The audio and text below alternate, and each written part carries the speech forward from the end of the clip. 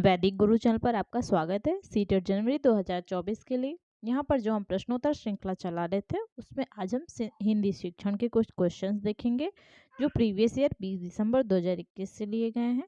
केवल 20 दिसंबर 2021 का ही पेपर नहीं है, इसमें और भी क्वेश्चंस अलग अलग ईयर के इंक्लूड हैं। ठीक है, तो क्योंकि ज़्यादा से ज़्यादा क्वेश्चंस इसके हैं इसलिए मैंने यहाँ पर डाल दिया है। और आपको कहीं भी ढूंढने की ज़रूरत नहीं, इसमें पेपर 1 और पेपर 2 दोनों के क्वेश्चंस इंक्लूड है। ज़्यादा से ज़्यादा क्वेश्चन करवाने की कोशिश की जा रही है इस चैनल पर। और आपको अगर कोई भी प्रॉब्लम होती है, फिर कुछ भी कंटेंट आपको चाहिए तो आप मैसेज कर सकते हो। ठीक है, और आप पूरा का पूरा वीडियो देखिएगा। अब भी आपके पास बिल्कुल भी टाइम नहीं है, इसलिए आपको केवल और केवल आपको प्रीवियस ईयर क्वेश्चंस ही पढ़ने हैं। लास्ट टाइम भी आपने देखा था कि संस्कृत में भी और हिंदी में भी बहुत सारे क्वेश्चंस आए थे। हाँ, थोड़ा पैटर्न चेंज होता है बट सिलेबस तो वही है और क्वेश्चंस थोड़ा घुमा फिरा कर दे देता है। ठीक है, तो आपको ध्यान देने की ज़रूरत है। अगर आप निगेटिव और पॉजिटिव कीवर्ड्स ध्यान में रखते हो तब आप क्वेश्चंस को अच्छे से कर पाओगे। तो यहाँ पर आपके लिए ज़्यादा से ज़्यादा क्वेश्चंस दिए जा रहे हैं। ठीक है, तो ये वीडियो को पूरा देखिएगा और कोई भी क्वेश्चन स्किप मत करिएगा क्योंकि हर एक क्वेश्चंस आपके लिए बहुत इंपॉर्टेंट है। आपके पास अब कुल 17 दिन बचे हैं। ठीक है, केवल और केवल 17 दिन। आपको इसमें ज़्यादा से ज़्यादा भरपूर मात्रा में प्रैक्टिस करनी है। तो यहाँ पर हम आइए देखते हैं। इसमें फर्स्ट क्वेश्चन हम देखेंगे, भाषा शिक्षक के रूप में निम्नलिखित में से कौन सी सुधार करने की सर्वश्रेष्ठ तकनीक है। मतलब माना कि आप एक भाषा के टीचर हैं और आपको इसमें कौन सी सुधार करना चाहिए, उसके सर्वश्रेष्ठ तकनीकी पूछा है। तो पहला ऑप्शन कहता है कि शिक्षार्थी को बोलने के समय ही सुधार देना चाहिए। सेकंड कहता है कि सुधार कार्य पूरी कक्षा की गतिविधि के रूप में किया जाना चाहिए ताकि कोई भी शिक्षार्थी त्रुटियों को ना दोहराए। और थर्ड कहता है कि शिक्षार्थी की त्रुटियों को कभी भी सुधार की आवश्यकता नहीं है। फोर्थ कहता है कि शिक्षक त्रुटियों का विश्लेषण करे और उनके पैटर्न को पहचाने, उसके पश्चात पुनः पढ़ाए तथा शिक्षार्थियों को उन त्रुटियों के बारे में स्पष्ट करे। देखिए, त्रुटियां क्या होती हैं, गलती से ही हर कोई सीखता है। ठीक है, बच्चा भी गलती करके ही सीखता है, तो गलती कोई गुनाह अपराध नहीं है। ठीक है, ये सीखने का एक तरीका है। तो त्रुटियां क्या होती हैं, ये स्वाभाविक रूप से सीखने का हिस्सा है। ठीक है, और समय के साथ साथ ये दूर हो जाती है। तो यहाँ पर क्वेश्चन पूछा है कि सर्वश्रेष्ठ तकनीकी, तो सर्वश्रेष्ठ तकनीकी में आप देखिए त्रुटियों को कभी भी सुधारने की आवश्यकता नहीं है, तो ये तो पहले आपका रॉन्ग हो जाएगा। ठीक है, और सुधार कार्य पूरी कक्षा गतिविधि के रूप में किया जाना चाहिए ताकि कोई भी शिक्षार्थी त्रुटि को ना दोहराए। लेकिन इसमें क्या कहा जा रहा है कि सर्वश्रेष्ठ पूछा है। तो जब फोर्थ को पढ़ोगे, फोर्थ ऑप्शन को, कि शिक्षक त्रुटियों का विश्लेषण करे और उनके पैटर्न को पहचाने, उसके पश्चात पुनः पढ़ाए तथा शिक्षार्थियों को उन त्रुटियों के बारे में स्पष्ट करे। जब टीचर जो है बच्चे के सामने ही उन मतलब वो जहाँ भी गलती हो रही, जहाँ भी त्रुटि हो रही है, उसको स्पष्ट करके उसके बारे में समझा देगा तो बच्चा उसको अच्छे से समझ जाएगा। ठीक, शिक्षक त्रुटियों का विश्लेषण, उसको विश्लेषित करें। ठीक है, अलग अलग करके उसको सिखाए, पैटर्न को पहचाने, तब उसके पश्चात पुनः पढ़ाकर जब उनकी त्रुटियों को दूर किया जाएगा तब बच्चा जो है वो गलती को जान लेगा और नेक्स्ट टाइम वो गलती नहीं करेगा। तो ये आपका फोर्थ नंबर राइट हो जाएगा। ठीक है, फर्स्ट में आपको फोर्थ नंबर राइट हो जाएगा। श्रव्य भाषावाद पूरी तरह से निर्भर है, किस पर निर्भर है श्रव्य भाषावाद? भाषा को वास्तविक जीवन के संदर्भ में सिखाने में, दोहराव तथा अभ्यास की आदत डालने में, लक्ष्य भाषा का प्रयोग करने तथा मातृभाषा के प्रयोग का निषेध करने। देखिए, मातृभाषा का निषेध, देखिए आप पहले क्वेश्चन को देखोगे फिर आप ऑप्शन को देखकर जो निगेटिव है, क्योंकि हमारा क्वेश्चन अगर पॉजिटिव है तो हमें पॉजिटिव आंसर ढूंढना है, लेकिन अगर निगेटिव है तो निगेटिव ढूंढना है। तो हमारा क्वेश्चन पॉजिटिव है इसलिए ये निषेध मान रहा है, तो निषेध तो गलत हो जाएगा। लक्ष्य भाषा से अनुवाद करने में, क्या अनुवाद करना ही हो जाएगा आपका भाषावाद? नहीं, श्रव्य भाषावाद पूछा है ना। तो इसमें आपका राइट आंसर कौन सा हो जाएगा? भाषा के वास्तविक जीवन के संदर्भ में सीखने में, ये भी नहीं होगा। इसमें दोहराव तथा अभ्यास की आदत डालने में, जब आप दोहराव और अभ्यास करोगे तब भाषा को आप पूरी तरह से सीख पाओगे अच्छे से। ठीक, तो ये सेकंड ऑप्शन राइट हो जाएगा। इसके बाद आप थर्ड क्वेश्चन देखोगे। थर्ड क्वेश्चन क्या कहता है कि एक भाषा शिक्षक के रूप में हमें अपने विद्यार्थियों को शब्दकोश के सफल प्रयोगकर्ता की आदत डालने का प्रयास करना चाहिए। निम्नलिखित में से कौन सा तरीका शब्दकोश के प्रयोग को प्रोत्साहित करने के लिए सही नहीं है? पहले आप हमेशा आपको पेपर में क्या करना है, निगेटिव जो है उसको राउंड करोगे पहले तो, क्योंकि आपको ऑप्शन पढ़ने में कोई भी गलती आपसे ना हो। ठीक, आप उसको ध्यान से पढ़ सको। बड़ा सा, मैं तो बोलती हूँ कि जो है बड़ा सा गोला लगा दोगे जहाँ पर निगेटिव है। सबसे पहले क्वेश्चन को पढ़ना है। क्वेश्चन में अगर पॉजिटिव हो तो सही, अगर निगेटिव है तो जहाँ नहीं लिखा है उसको गोला मार के तब आप ऑप्शन को पढ़ना स्टार्ट करोगे। ठीक, ये टेक्निक है आपको क्वेश्चन सॉल्व करने का।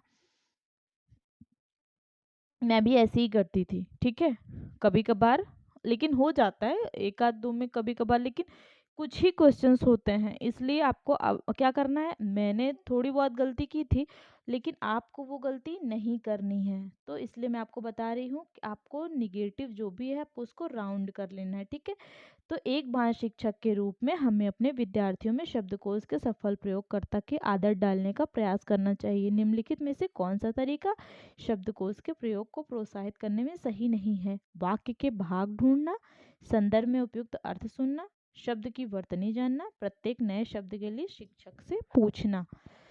तो देखिए क्या कहा गया है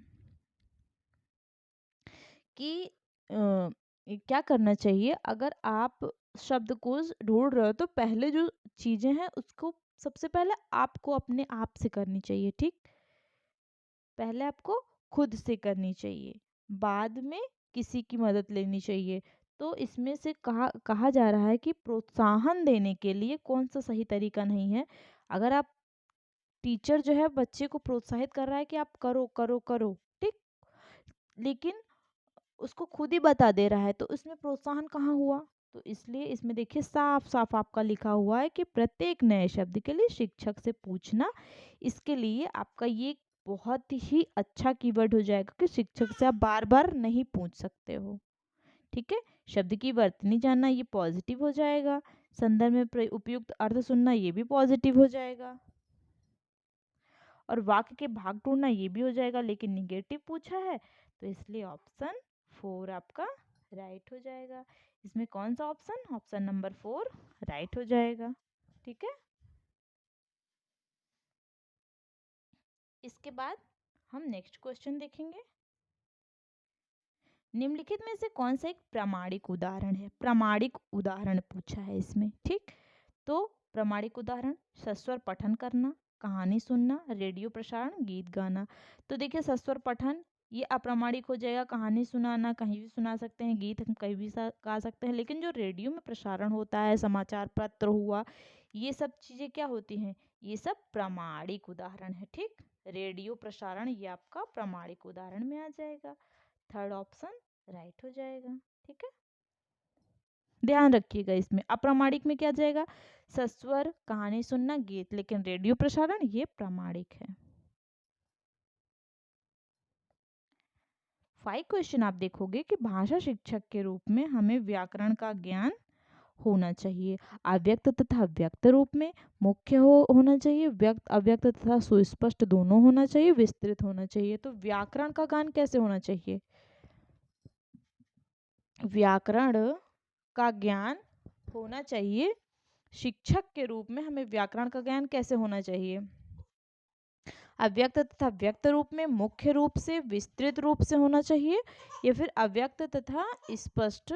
देखिए जो एक भाषा शिक्षक होता है, भाषा शिक्षक के रूप में हमें व्याकरण का ज्ञान जो है अव्यक्त तथा सुस्पष्ट दोनों तरीके से होना चाहिए। ठीक है, तो इसमें थर्ड ऑप्शन जो हो जाएगा वो आपका राइट हो जाएगा।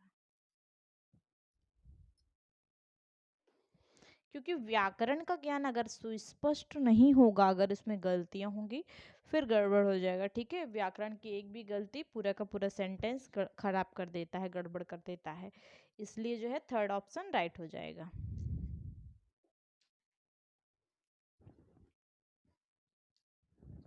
इसके बाद हम नेक्स्ट क्वेश्चन सिक्स क्वेश्चन देखेंगे।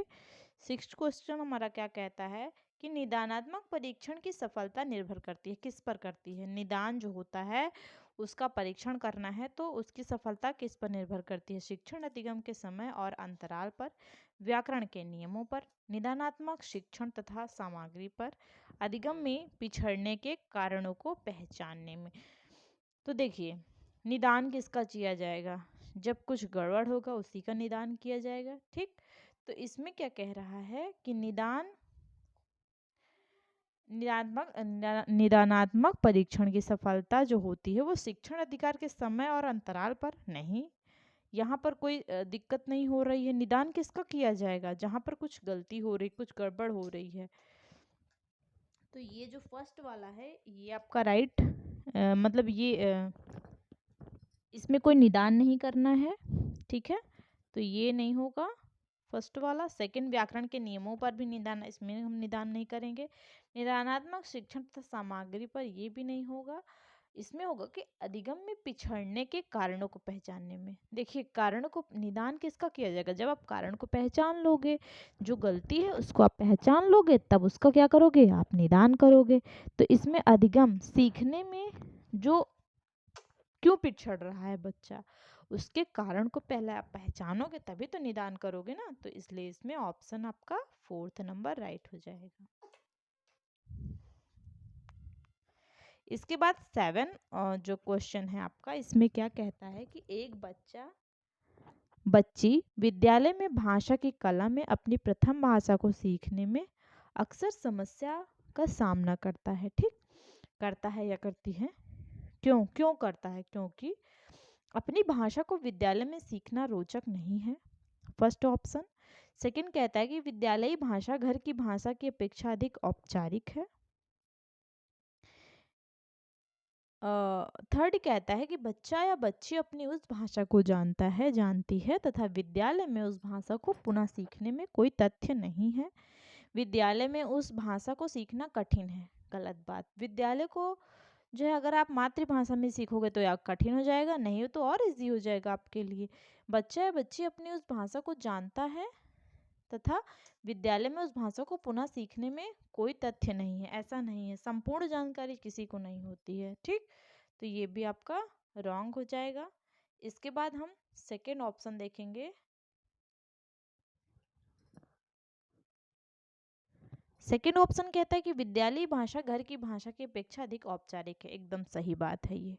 औपचारिक क्या होती है? जिसमें नियम, ये सब चीज़ें, नियम कानून लागू होते हैं, वो औपचारिक भाषा होती है। और जिसमें हम बिना नियम के चीज़ों को, जैसे बच्चा घर में अपने सीखता है, ठीक, घर में सीख रहा है, मतलब भाषा को सीख रहा है, तो वो क्या नियमों को इसमें लागू करता है? नहीं, वो कुछ भी बोल देता है। उसने तो अर्जित किया है ना, तो अर्जन में वो सब नियम नहीं आते हैं। तो उसने जैसे सीखा, जैसे उसने बोलते हुए सुना, वही उसने इंक्लूड कर दिया। तो ये क्या हो गया? ये अनौपचारिक हो गई। ठीक, भाषा हाँ, ये कितने प्रकार की होती है भाषा? दो, एक औपचारिक होती है, एक अनौपचारिक। तो विद्यालय की भाषा जहाँ पर हम अधिगम करते हैं वो आपका औपचारिक हो जाएगा, और घर की भाषा जो होती है वो अनौपचारिक हो जाएगी। तो विद्यालय भाषा घर की भाषा की अपेक्षा अधिक औपचारिक है, ये बात सही है। अपनी भाषा को विद्यालय में सीखना रोचक नहीं है, निगेटिव हो गया, इसलिए ये पहले गलत हो गया। तो इसमें राइट आंसर आपका कौन सा हो जाएगा? सेकंड वाला। ठीक है, अब हम नेक्स्ट देखेंगे क्वेश्चन 8 क्वेश्चन हम देखेंगे। कहानी सुनना विद्यार्थियों की सहायता करता है, किस प्रकार सहायता करता है?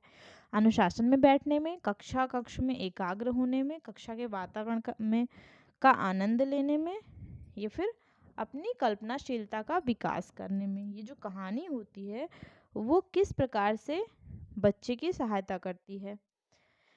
तो देखिए अनुशासन में बैठने में कैसे कहानी जो है करेगी सहायता, ये नहीं होगा। कक्षा कक्ष में एकाग्र होने में, ये भी सूटेबल आंसर नहीं होगा आपका। वातावरण का आनंद नहीं लिया जाता, मतलब आनंद लेने के लिए आप नहीं।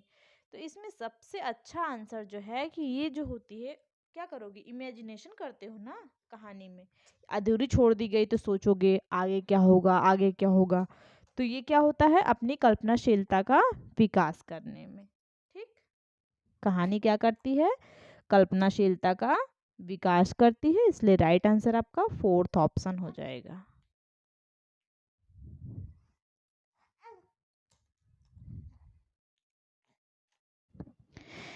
तो यहाँ पर आपका राइट आंसर फोर्थ नंबर हो जाएगा। इसके बाद नेक्स्ट क्वेश्चन 9 नंबर का क्वेश्चन देखोगे आप। निम्नलिखित में से कौन सा तरीका विद्यार्थियों के लेखन कौशल का आकलन करने के लिए सर्वश्रेष्ठ है। तो 9 क्वेश्चन का ऑप्शन क्या कहता है कि पहला ऑप्शन है कि पाठ्य पुस्तक के पाठ पर आधारित प्रश्नों के उत्तर देना लेखन कौशल के आकलन करने के लिए ये सर्वश्रेष्ठ तरीका है, या फिर श्रुतलेख, या फिर अपने अनुभव लिखना, सुलेख प्रतियोगिता। तो जो 9 क्वेश्चन है, पाठ्य पुस्तक पर आधारित प्रश्नों के उत्तर दे दोगे तो इसमें क्या आपके लेखन कौशल का आकलन करने का सर्वश्रेष्ठ तरीका है? ये नहीं, इसमें पूछा कि सर्वश्रेष्ठ तरीका, तो प्रश्नों के उत्तर दे देना। श्रुतलेख, कोई भी चीज, सुनी सुनाई चीज को लिख देना। देखिए जहाँ ये सब आपके पॉजिटिव कीवर्ड्स हो जाएंगे। कौन से, अनुभव, अनुभव लिखना, ठीक है, आप अपने अनुभव को लिख रहे हो। प्रोत्साहन देना, ठीक है, संप्रेषणात्मक अधिगम, और आपका प्रोत्साहन देना, ठीक है, प्रभावी तरीका, कोई भी चीज, ये सब ये आपका पॉजिटिव कीवर्ड्स हो जाते हैं। तो इसमें थर्ड ऑप्शन जो होगा, अपने अनुभव लिखना। जब बच्चा अपने अनुभव लिखेगा तो इसमें क्या होगा, इसमें रचनात्मक अधिगम का विकास होगा, सृजनात्मकता बढ़ेगी। ठीक, तो इसलिए इसमें राइट आंसर आपका थर्ड नंबर। ये सुलेख प्रतियोगिता भी नहीं होगा इसमें, तो थर्ड ऑप्शन राइट हो जाएगा। नेक्स्ट क्वेश्चन, क्वेश्चन नंबर 10 आप देखोगे कि आरंभ में पृथक उदाहरण के माध्यम से नियम समझाकर बार बार नियमों का अभ्यास कराना। तो इसमें क्या होगा, फर्स्ट ऑप्शन कहता है कि संदर्भ में व्याकरण की विशेषता, संदर्भ में व्याकरण की सीमा, निगमन उपागम की विशेषता, निगमन उपागम की सीमा। देखिए आरंभ में पहले क्या किया जाएगा, उदाहरण के माध्यम से नियम समझाकर, पहले क्या किया जाएगा, नियम को समझाया जाएगा, उसके बाद बार बार नियमों का अभ्यास कराया जाएगा। ठीक,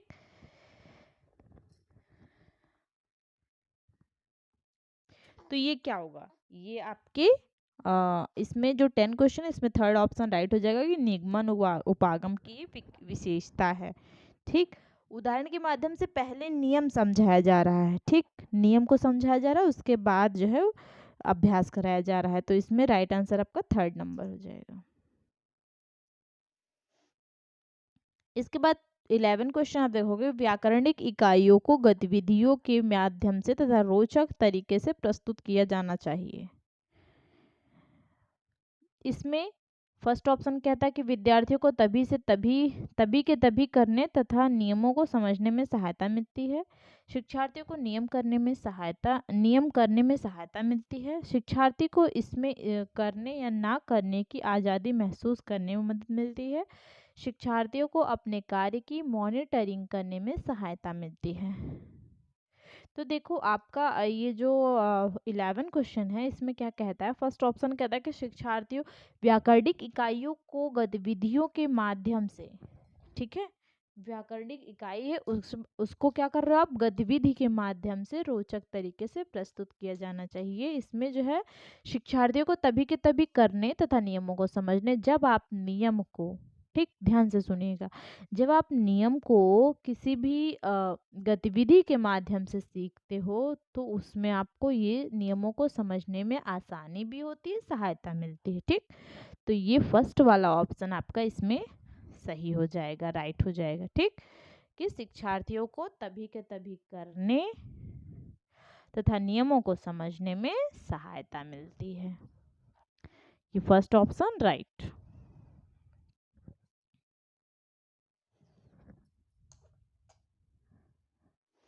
इसके बाद आप देखोगे नेक्स्ट क्वेश्चन 12 क्वेश्चन, साहित्य में अर्थ के डॉट डॉट हैं, केवल एक स्तर है, दो स्तर हैं, तीन स्तर हैं, फिर अनेक स्तर हैं।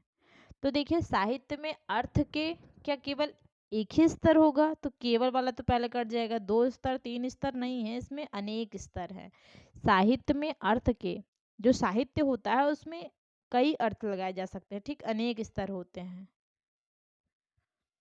इसके बाद 13 क्वेश्चन देखिए, भाषा के क्रियात्मक पहलू को भाषा अधिगम के डॉट डॉट डॉट साथ बढ़ाव मिलता है, किसके साथ बढ़ाव मिलता है? भाषा के क्रियात्मक जो पहलू होता है उसमें भाषा अधिगम मतलब भाषा सीखने के संप्रेषणात्मक उपागम साथ में के साथ बढ़ावा मिलता है, ठीक है।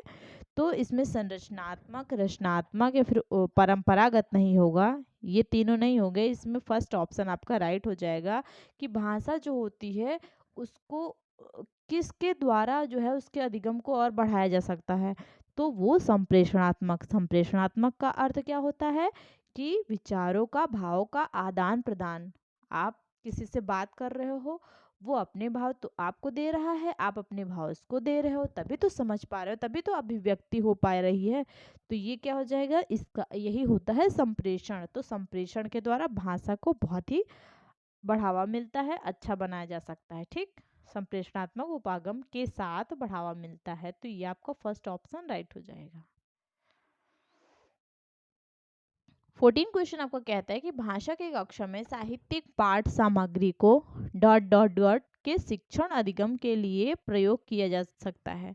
भाषा की कक्षा में साहित्यिक पाठ सामग्री को किसके शिक्षण अधिगम के लिए प्रयोग किया सकता है? भाषा के कार्य तक नई शब्दावली के लिए, नियमों के पुनर्निर्माण के लिए, या फिर अधिगम अक्षमताओं के लिए। अक्षमता तो पहले ही गलत हो जाएगा, ठीक, ये तो आप पहले ही गलत कर दो। उच्चारण विकसित करने के लिए, क्या आप भाषा की कक्षा में जो साहित्यिक पाठ्य सामग्री है उसको उसके शिक्षण अधिगम का प्रयोग करने के लिए आप उच्चारण विकसित करने के लिए करते हो? नहीं, ये रॉन्ग हो जाएगा। अधिगम अक्षमता तो पहले ही पहले ही रॉन्ग हो जाएगा। और नियमों का पुनर्निर्माण, नियमों को फिर से जो है निर्माण करने के लिए नहीं। भाषा के कार्य तथा नई नई जो शब्दावलियां हैं उसके शिक्षण अधिगम के लिए प्रयोग किया जा सकता है, ठीक। भाषा की कक्षा में साहित्यिक पाठ्य सामग्री को भाषा के कार्य तथा नई शब्दावली के शिक्षण अधिगम के लिए प्रयोग किया जा सकता है। ये आपका फर्स्ट ऑप्शन जो होता है वो आपका राइट हो जाएगा।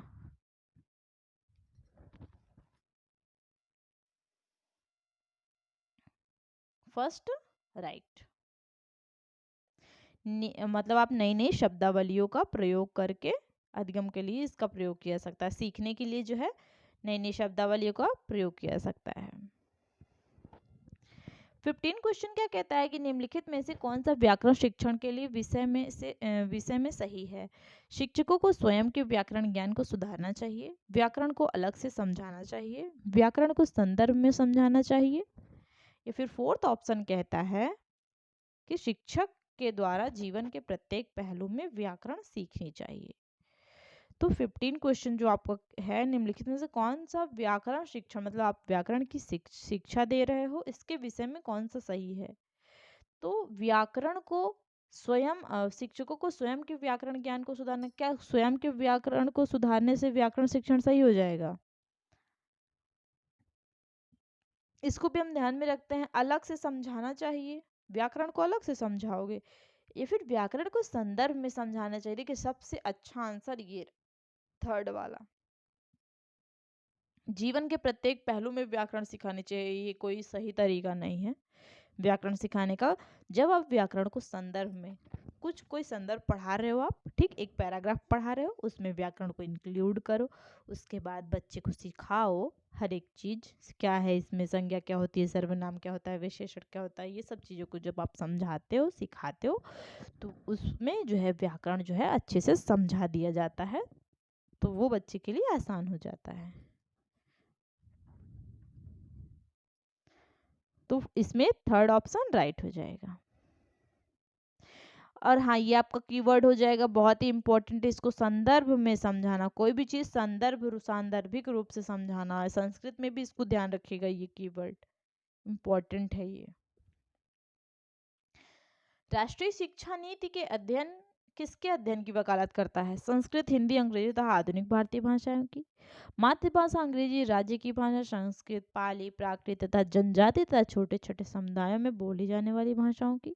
समूची विद्यालय शिक्षा में अंग्रेजी एक अध्ययन के रूप में। मातृभाषा, घर की भाषा, शास्त्रीय भाषाएं, आधुनिक भारतीय भाषा तथा विदेशी भाषा। देखिए, जो राष्ट्रीय शिक्षा नीति है 1956 में सीबीएसई ने त्रिभाषा सूत्र प्रस्तुत किया था। ठीक, सीबीएसई ने क्या किया था? त्रिभाषा सूत्र प्रस्तुत किया था और ये कहा था कि माध्यमिक स्कूल में प्रत्येक विद्यार्थी को पाठ्यक्रम के जरिए 3 भाषा पढ़नी होगी। कौन कौन सी?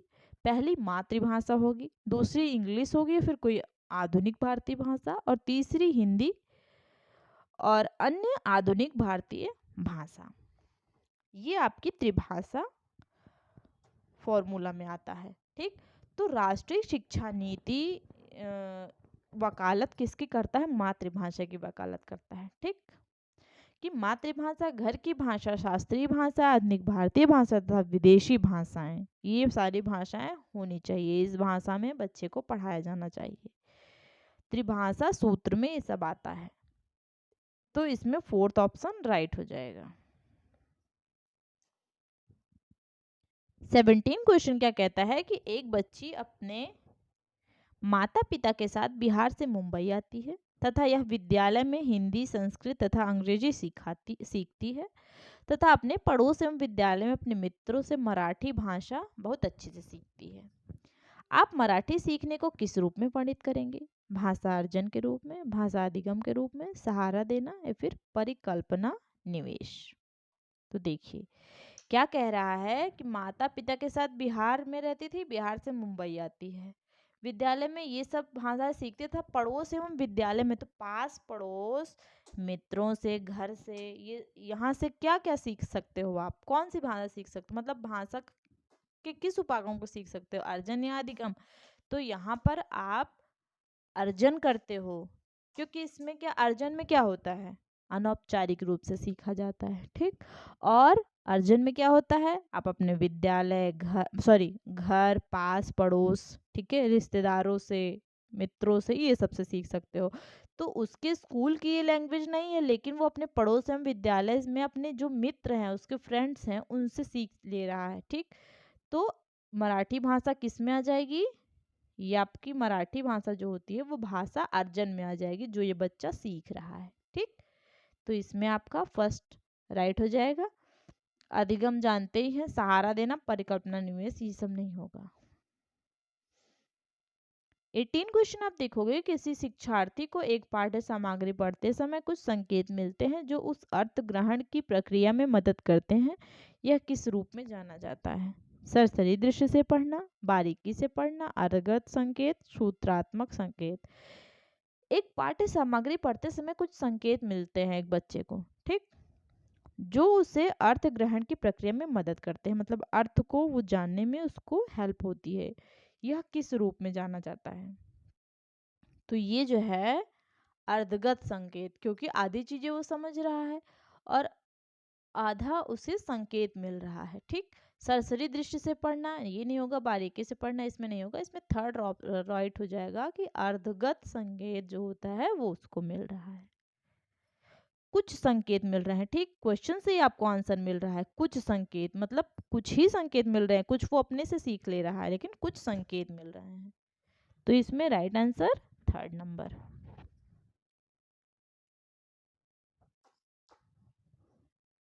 19 क्वेश्चन क्या कहता है कि श्रवण की किस प्रक्रिया में मुख्य विचार समझना, अनुमान लगाना, निष्कर्ष आरेखित करना तथा सारांश लिखना सम्मिलित है? ऊर्ध्वोन्मुखी श्रवण प्रक्रियाएं, सूचना के लिए श्रवण, अधोमुखी श्रवण प्रक्रियाएं।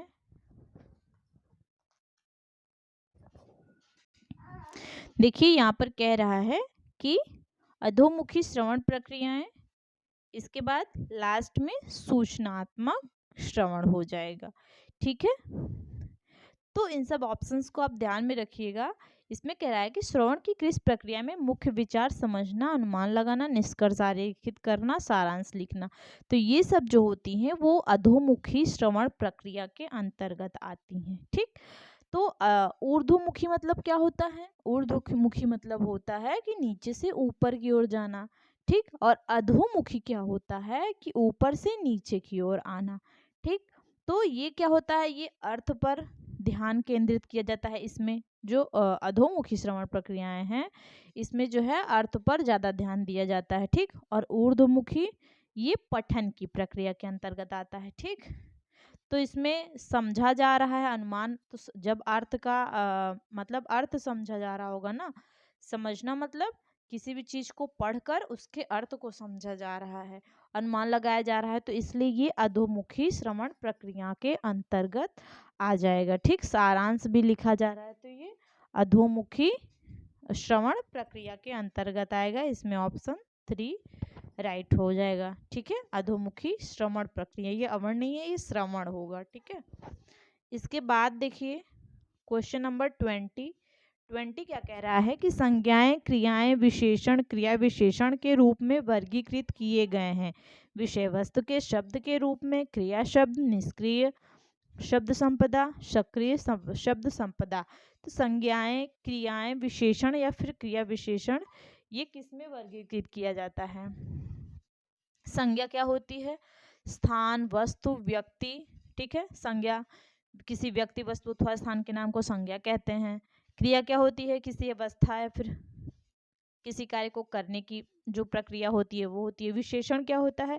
किसी व्यक्ति, वस्तु अथवा स्थान का वर्णन किया जाता है। और क्रिया विशेषण क्या होता है? कैसे, कब, कहाँ, कुछ क्या हो रहा है ये जानना। तो ये सब चीजें होती है, ये सब किस में आती हैं? ये विषय वस्तु के शब्द के अंतर्गत आएंगी। ठीक है, 20 क्वेश्चन जो है इसमें इसका राइट आंसर आपका विषय वस्तु के अंतर्गत ही ये सारी चीजें आती हैं। विषय वस्तु का वर्गीकरण जब किया जाएगा तो इसमें संज्ञा, विशेषण, क्रिया विशेषण, ये सब चीजें आती हैं। तो ये फर्स्ट ऑप्शन इसका राइट हो जाएगा। ठीक, इसके बाद देखिए इसमें क्रिया शब्द, निष्क्रिय शब्द संपदा, सक्रिय शब्द संपदा, ये सब चीजें नहीं आएंगी।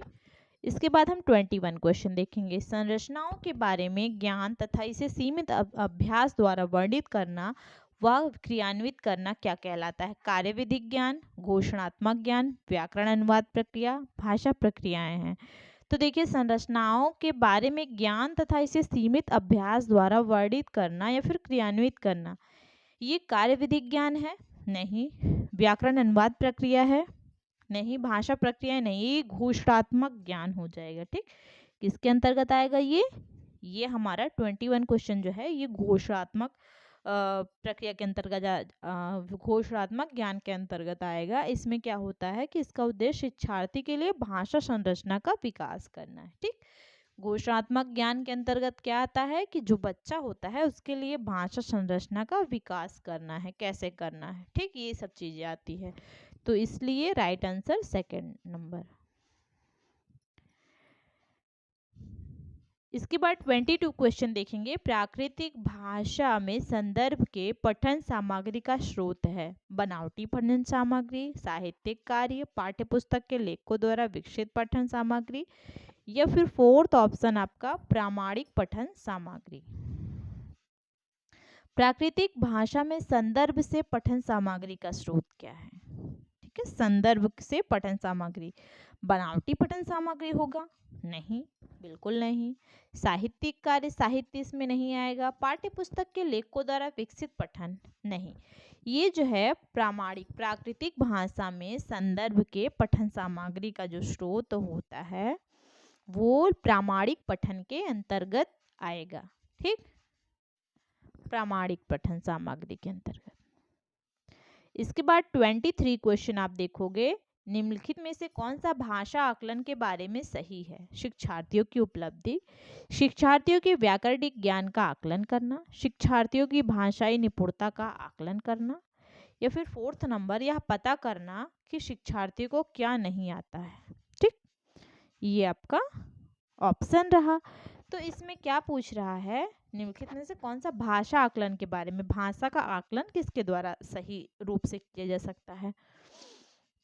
तो देखिए शिक्षार्थियों की उपलब्धि हो जाएगी, ये भाषा का आकलन होगा नहीं। व्याकरणिक ज्ञान का आकलन करना नहीं। भाषाई निपुणता, बच्चा कितना निपुण है भाषा में, उसकी निपुणता क्या है, उसकी निपुणता का आकलन करना, यही जो होता है थर्ड नंबर राइट हो जाएगा। ठीक, विद्यार्थियों शिक्षार्थियों की भाषाई निपुणता का आकलन करना, थर्ड ऑप्शन राइट हो जाएगा।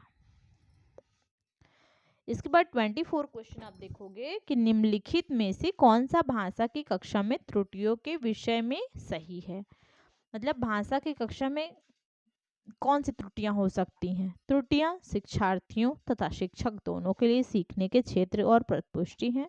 शिक्षार्थी जब भाषा का प्रयोग करते हैं तभी तभी के तभी त्रुटियों को सुधारना चाहिए, ये तो बिल्कुल नहीं होना चाहिए। ठीक, तुरंत अगर गलती को सुधार दोगे तो बच्चा कैसे सीखेगा, ये नहीं हो सकता। इसके बाद देखिए थर्ड ऑप्शन क्या कहता है कि त्रुटियां केवल शिक्षक के लिए सीखने के क्षेत्र हैं, केवल शिक्षक के लिए नहीं, केवल तो गलत हो गया ये। तृतीय द्वितीय भाषा में प्रथम भाषा के हस्तक्षेप का संकेत नहीं, ये भी निगेटिव की तरफ ले जा रहा है। तो इसमें आपका राइट आंसर क्या हो जाएगा कि त्रुटियां जो होती है वो टीचर शिक्षार्थी मतलब बच्चे और शिक्षक दोनों के लिए सीखने के क्षेत्र की और प्रतिपुष्टि है। गलती सबसे होती है। ठीक, गलती से ही बच्चा सीखता है, तो ये फर्स्ट ऑप्शन इसमें राइट हो जाएगा।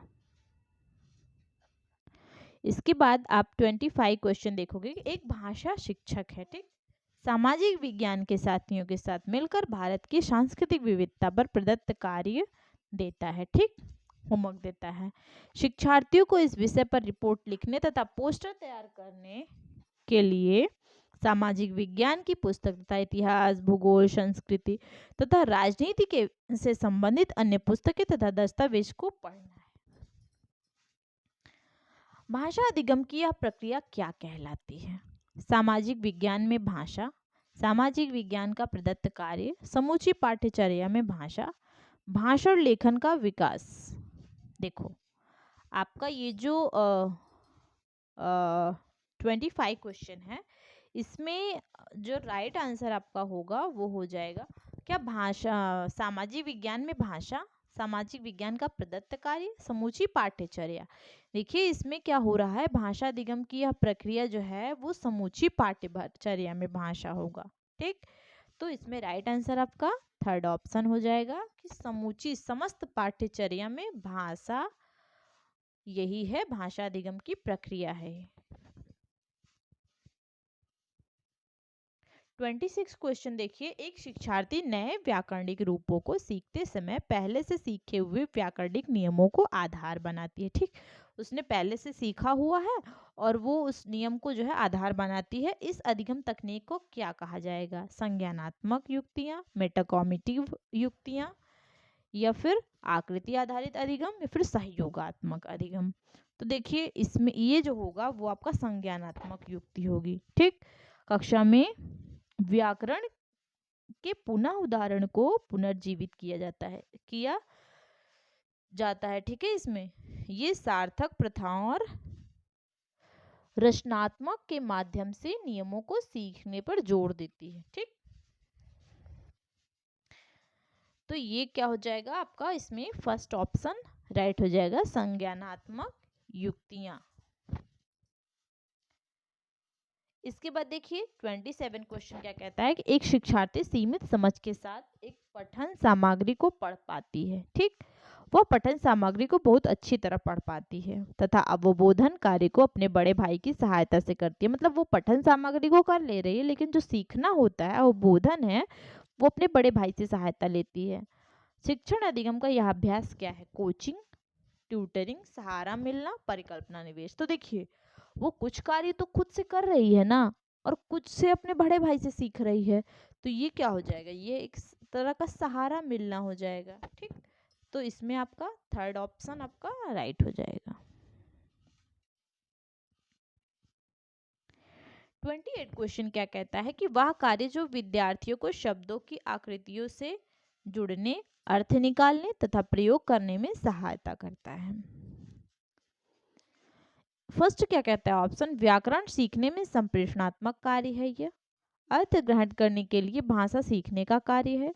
व्याकरण सीखने के लिए संरचनात्मक कार्य है। कार्य विधिक व्याकरण सीखना है। ये देखिए, वह कार्य जो शिक्षार्थियों को शब्दों की आकृतियों से जुड़ने, अर्थ निकालने तथा प्रयोग करने में सहायता करता है, वो क्या है? तो इसको आप जो है व्याकरण सीखने में संप्रेषणात्मक कार्य कहेंगे। ठीक, क्योंकि इसमें क्या हो रहा है, आकृति से जुड़ रहे हैं, अर्थ निकाल रहे हैं, और अर्थ निकालने के बाद क्या किया जा रहा है, प्रयोग किया जा रहा है। ठीक, तो ये व्याकरण सीखने में संप्रेषणात्मक कार्य है। Right answer first number. 29 question देखोगे आप, निम्नलिखित में से कौन सी व्याकरण सीखने में सचेतनता में वृद्धि करने वाली रणनीति है? ठीक, व्याकरण सीखने में सचेतनता में वृद्धि करने वाली रणनीति। तो ऑप्शन 1 क्या कहता है कि व्याकरणिक इकाइयों को नियम की तरह प्रस्तुत करना और पृथक रूप से प्रयोग करने के लिए बार बार अभ्यास करना। सेकेंड ऑप्शन कहता है कि व्याकरण भाषा को संदर्भ में प्रस्तुत करना, मतलब कोई आपके पास संदर्भ है उसमें व्याकरण को प्रस्तुत करना, और विद्यार्थियों के संज्ञान में लाना, विद्यार्थियों को समझाना व प्रयोग करने के योग्य बनाना, इस प्रकार समझाना कि वो उसका प्रयोग कर सके तथा बाद में उसका ध्यान इसके नियमों की ओर दिलाना।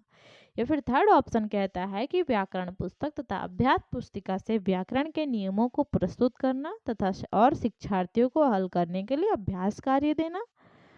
फिर फोर्थ ऑप्शन कहता है कि व्याकरण से जुड़े प्रश्न पठन सामग्री अथवा किसी वृत्तांत के से लिए जाते हैं और अभ्यास द्वारा सीखे जाते हैं। तो देखिए, व्याकरण सीखने में सचेतनता में वृद्धि करने के लिए रणनीति, इसमें रणनीति ये होनी चाहिए, क्योंकि देखिए कैसे शिक्षा होनी चाहिए, बाल केंद्रित शिक्षा होनी चाहिए। ठीक, तो आप उसको ध्यान में रखते हुए ही इसको आप ऑप्शन को ढूंढोगे। तो इसमें सेकंड बार बार अभ्यास करना ये कोई तरीका नहीं है। ठीक है, मतलब मैं इसको गलत नहीं मानती हूँ, लेकिन इसमें सेकंड ऑप्शन क्या कह रहा है, देखिए इसमें आपका राइट आंसर हो जाएगा कि व्याकरण भाषा को संदर्भ में प्रस्तुत करना, क्योंकि आप जब संदर्भ में प्रस्तुत करोगे तो बच्चा इसे अच्छे से सीखेगा और शिक्षार्थियों के संज्ञान में लाओगे और उनको प्रयोग करने के योग्य बनाओगे ताकि वो संदर्भ में प्रस्तुत हुई चीज़ों को सीख सके तथा बाद में उसका ध्यान इसके नियमों की ओर दिलाना। ठीक, पहले क्या करोगे, व्याकरण भाषा को संदर्भ में प्रस्तुत करना और शिक्षार्थियों के संज्ञान में लाओगे, फिर प्रयोग करना सिखाओगे, उसके बाद नियम को सिखाओगे। ठीक, तो ये आपका राइट आंसर हो जाएगा सेकंड नंबर। लास्ट क्वेश्चन आपका 30 क्वेश्चन, अधिगम के सिद्धांत के रूप में रचनावाद का विश्वास है। फर्स्ट ऑप्शन कहता है कि बच्चे कक्षा कक्षा शिक्षक के माध्यम से नवीन ज्ञान प्राप्त करते हैं। सेकंड कहता है कि भाषा संरचनात्मक अभ्यास के द्वारा सीखी जाती है। थर्ड, सभी शिक्षार्थी एक ही तरह से सीखते हैं। चौथा होगा बच्चे अपने पूर्व ज्ञान से जोड़कर सीखते हैं। तो 30 ऑप्शन जो रहता है इसमें क्या कहता है, अधिगम के सिद्धांत में जो रचनावाद का विश्वास है, रचनावाद क्या कहते हैं कि क्या कहते हैं कि बच्चे जो होते हैं अपने पूर्व ज्ञान से जोड़कर सीखते हैं। ठीक, जो उनके पास ज्ञान है उससे जोड़कर वो सीखते हैं। तो इसलिए यहाँ पर आपका जो राइट आंसर हो जाएगा फोर्थ ऑप्शन। ठीक, सभी शिक्षार्थी एक ही तरह सीखते हैं, नहीं, ये सही नहीं है। भाषा संरचनात्मक अभ्यास के द्वारा सीखी जाती है, ये भी नहीं होगा। इसमें जो और फर्स्ट ऑप्शन, बच्चे कक्षा का शिक्षण के माध्यम से नवीन ज्ञान प्राप्त करते हैं। ठीक है, लेकिन जो रचनावाद का विश्वास है वो यही कहता है कि बच्चे जो होते हैं वो पूर्व ज्ञान के साथ सीखते हैं। ठीक, पूर्व ज्ञान से जोड़कर सीखते हैं। तो इसमें फोर्थ ऑप्शन राइट हो जाएगा। तो ये रही आपकी 30 क्वेश्चंस की श्रृंखला। आज के लिए इतना ही। वैदिक गुरु चैनल पर बने रहिएगा, चैनल को लाइक सब्सक्राइब और शेयर ज़रूर करिएगा और यहाँ पर आपको सारे कंटेंट दिए जा रहे हैं। आपको कोई भी प्रॉब्लम होती है तो आप मैसेज बॉक्स में मैसेज छोड़ सकते हो। कुछ आपको चाहिए कंटेंट एक्स्ट्रा चाहिए और क्वेश्चंस चाहिए, जो भी चाहिए आप उसको बता सकते हो, ठीक, मैसेज के थ्रू। उसका आपको रिप्लाई मिल जाएगा और जो भी चीज़ें आपको चाहिए वो भी आपको मिल जाएगी। तो आज के लिए इतना ही। धन्यवाद।